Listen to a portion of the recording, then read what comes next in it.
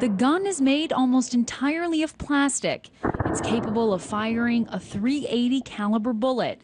And almost every single component was made using a 3D printer, bought from eBay for merely $8,000. This new generation gun is called the Liberator, and it was developed by Defense Distributed. We wanted to use a 3D printer to print a gun and release the files open source. That's the voice of Cody Wilson, the group's co-founder. He made waves earlier this year after successfully firing the gun. The sound quickly reverberated in the halls of Congress.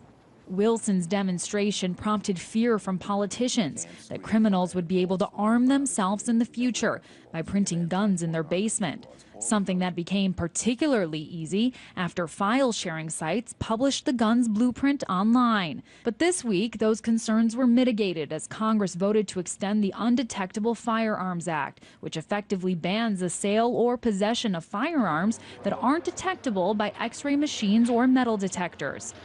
And that means guns cannot be 100% plastic.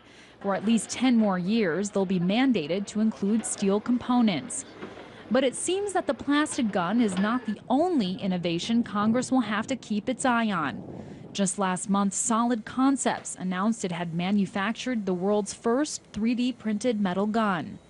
This is the powder. This is actually what starts out in the machine. So this is just, you can see it's basically just loose powder like sand, and this is what levels out in the machine, and then the parts, the geometries are sliced in very thin layers, and then those layers are melted one layer at a time. The process involves a high-powered laser that fuses small particles into a three-dimensional shape. In response, some gun control advocates have voiced concern that this technology could get into the hands of the wrong people.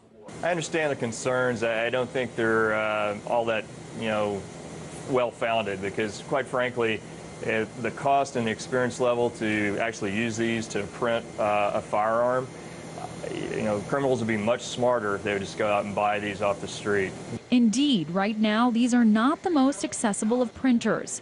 Industrial-sized 3D replicators equipped enough to print metal guns can carry a price tag ranging from $600,000 to $1 million. But last week, Michigan Technological University announced it had developed a new low-cost 3D metal printer totaling $1,500. This shift to 3D printers mimics the technological transition we saw happen years ago when the single bullet rifle evolved into the high-powered semi-automatic.